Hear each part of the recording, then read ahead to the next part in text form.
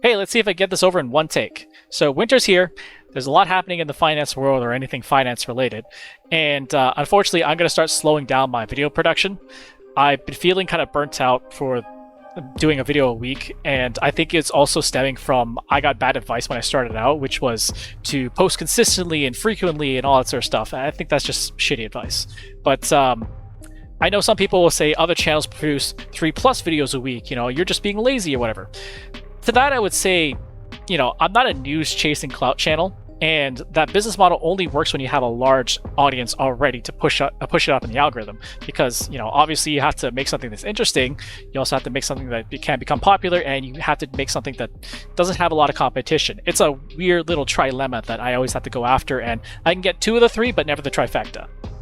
And you can kind of see this in the housing, I think my most popular video is still the housing crash one, where nobody was talking about it. It got like 5,000 views the first day or whatever.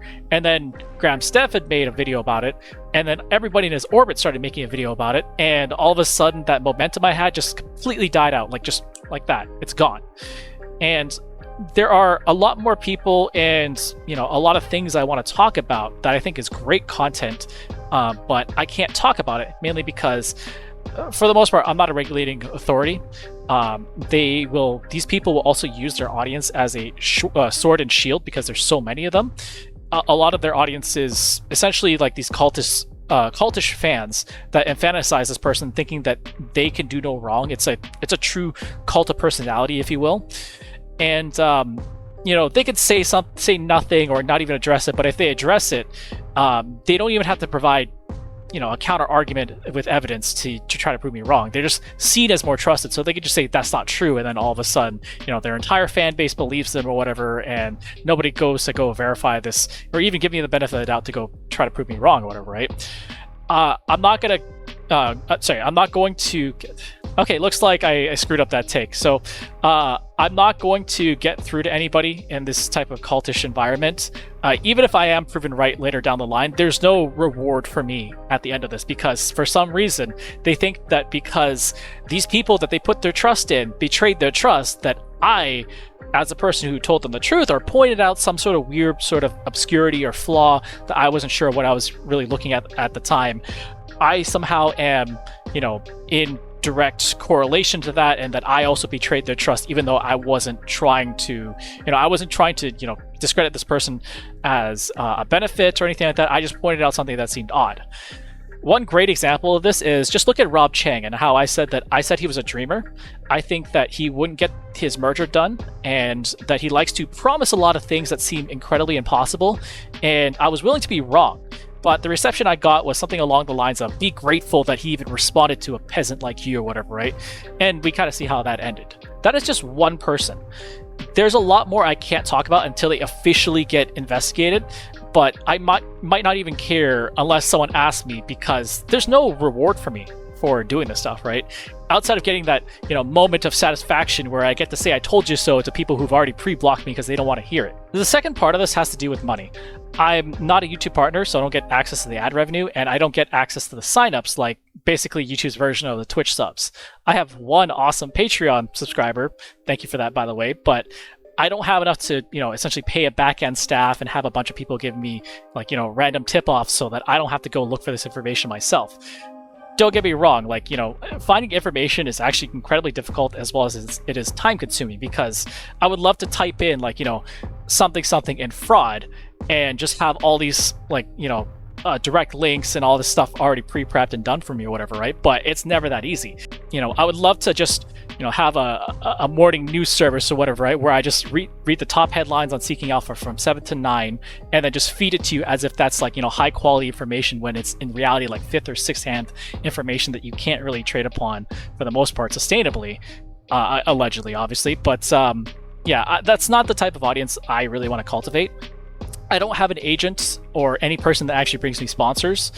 I've had offers in the past, don't get me wrong, but they were all literal bottom of the barrel stuff, like offering commission-based signups, which I think is kind of cringe. It's not, or the other ones were just basically not a fit for my channel or my audience. Keep in mind that I'm doing all this while I'm also managing and researching for my own portfolio, and even then, I'm incredibly swamped.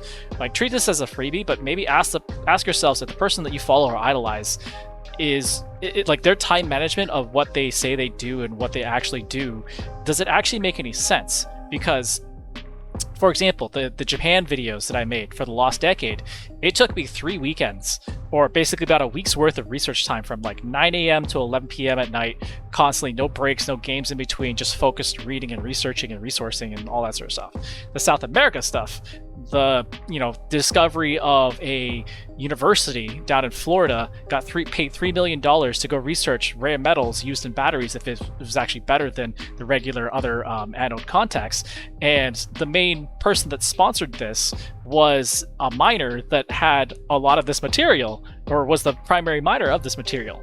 What I'm trying to get at is that, like, if I can, and I read at 400 words per minute or whatever, right? How is it possible? You should start asking these questions too. Is like, how is it possible that this person, without taking like certain breaks in between, is able to give you the same quality and depth and level of research? It doesn't make sense to me, right? As someone who actually puts his nose to the grindstone, I can recognize, for the most part, I mean, one person slipped past me, but I can recognize when someone actually does the work versus someone who's just reading a flippin' headline. I apologize if I'm ranting a little bit, because I wanted to just kind of say that and try to point that out a little bit, because a lot of it doesn't actually make sense. And I've always said before that we unfortunately perpetuated a culture of fake it till you make it. And now, unfortunately, we're allegedly stuck with all these people who are fraudsters, posing as if they were the authority figures and they're still, propped up or whatever, right? So now begs the question, what should you look forward to on this channel? And to answer that, I have to go back to the origin of why I started this channel, and don't worry, it's very quick. But I started this as an outlet for myself, and to kind of target and find people that wanted to have a deeper understanding beneath the headlines. I think that I want to go back to that, instead of this whole needing to endlessly feed the YouTube algorithm with new videos and always having that the new video outperform the old video and so forth. It's kind of funny because, I don't think YouTube's realized this, and this might come as a shock to you as well, but I'm Asian. I don't need another Asian parent telling me that, oh, why not a triple plus, and what is this S tier? Why didn't you get it, or anything like that, whatever, right?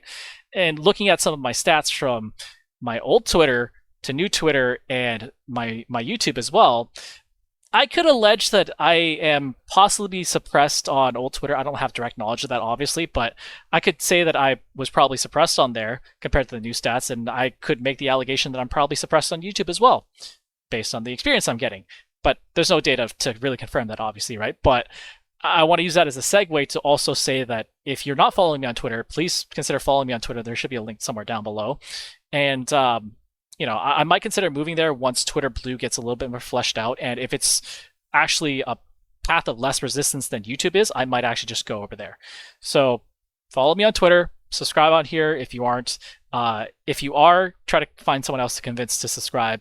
But yeah, just remember, for now, just because you're a day trader doesn't mean you have to trade every single day. And I'm hoping Twitter becomes really good, so I hope to see you there. But if not, then I'm trying to play both sides of this right now.